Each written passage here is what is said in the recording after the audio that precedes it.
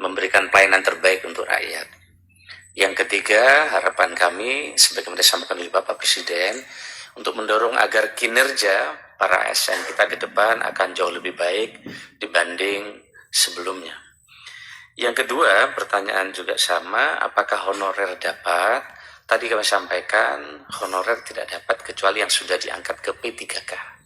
Sehingga dengan demikian jelas tadi PNS, calon PNS, P3K, prajurit TNI dan lain-lain yang tadi telah kami sampaikan. Nah ini termasuk pejabat negara. Siapa saja yang dimaksud di dalam pejabat negara itu sudah ada penjelasan yang lengkap terkait siapa saja yang dikategorikan dalam pejabat negara. Yang terakhir, ini sebenarnya menyimpang, tidak masuk dalam pertanyaannya adalah terkait dengan komponen biaya pemindahan ASN ke IKN.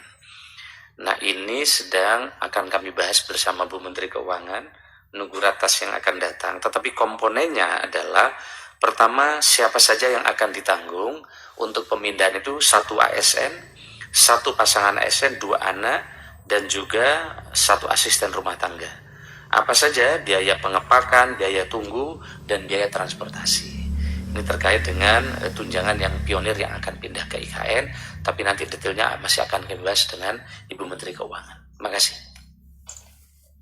Baik, pertanyaan untuk Kemenku dalam hal ini adalah berapa persen yang dibayarkan mengikuti tadi jadwal, yaitu untuk gaji untuk THR adalah sebelum Lebaran, dari mulai H-10 hari kerja, dan untuk gaji ke-13 bulan Juni. Kalau dilihat dari tahun-tahun sebelumnya, yaitu tahun 2022 dan 2023, untuk ASN pusat itu 98,87% ya pada tahun 2022 dibayarkan H-10 sampai dengan Lebaran. Jadi THR ya sebelum Lebaran, dalam hal ini sebelum hari raya. 98,87%. Sedangkan tahun 2023 lebih baik, yaitu 99,01%. Tapi tetap ada sekitar 1% yang dibayarkan sesudah Lebaran. Untuk pensiunan tahun 2022 dibayarkan 95,59%, tahun 2022 ya 95,59% yang dibayarkan THR-nya sebelum hari raya, dan tahun 2023 97,39%. Alasannya apa? Kok ada yang belum terbayarkan pada saat hari raya sudah terjadi? Itu kemungkinan adalah satuan kerjanya terlambat dalam mengajukan ke kantor KPPN, kantor untuk pelayanan perbendaharaan negara kita. Jadi tagihannya memang belum, sehingga kita juga belum bisa membayarkan.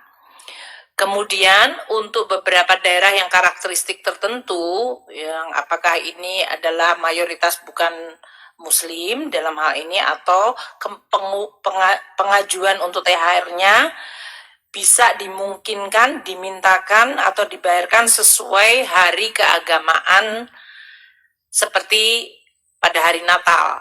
Jadi kalau untuk daerah-daerah tertentu yang dianggap bahwa hari Natal itu yang lebih penting, maka untuk THR-nya itu dibayarkannya pas hari raya Natal, bukan hari raya Lebaran.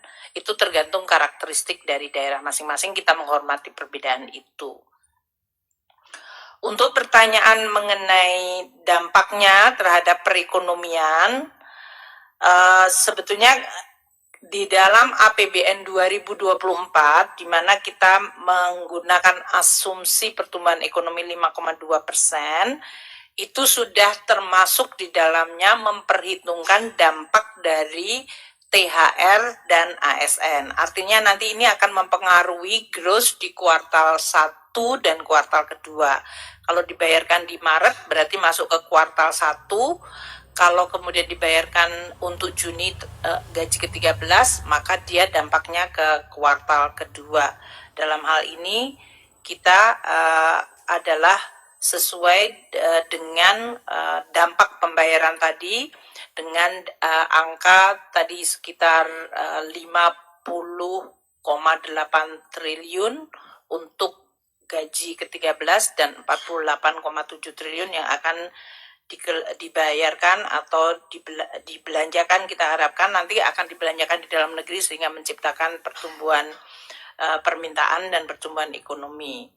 Tadi untuk pertanyaan berapa anggaran sudah saya sampaikan dari Dendi Kontan. Kemudian untuk berapa jumlah kenaikan konsumsi terhadap dari kenaikan THR, nanti mungkin saya mintakan BKF untuk menyampaikan perhitungannya. Tadi mengenai APBN yang di dalam rangka untuk THR, saya rasa sudah semuanya. Apalagi ada pertanyaan mengenai pajak terutang untuk THR dan gaji, itu semuanya tadi seperti yang saya sampaikan ditanggung oleh pemerintah. Jadi dalam hal ini sudah masuk di dalamnya pajak yang ditanggung pemerintah. Jadi yang diterima oleh masyarakat tidak dipotong pajak karena pajaknya ditanggung pemerintah. Kemudian saya rasa itu yang bisa saya sampaikan dari seluruh pertanyaan-pertanyaan yang tadi disampaikan oleh teman-teman media. Saya rasa itu ya, sudah semuanya kan yang berhubungan dengan THR. Saya mungkin sampaikan penutupnya dalam bentuk pantun, karena membalas pantunnya Pak Menpan. Ramadan hampir jalan sepekan. Hari Jumat kita memakai batik. Pemberian THR sudah kami umumkan. Semoga dimanfaatkan dengan baik. Ya.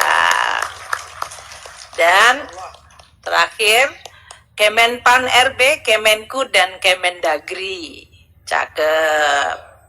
Terus berkolaborasi dan bersinergi. Ketika uang THR sudah dibagi, jangan lupalah berbagi. Ya.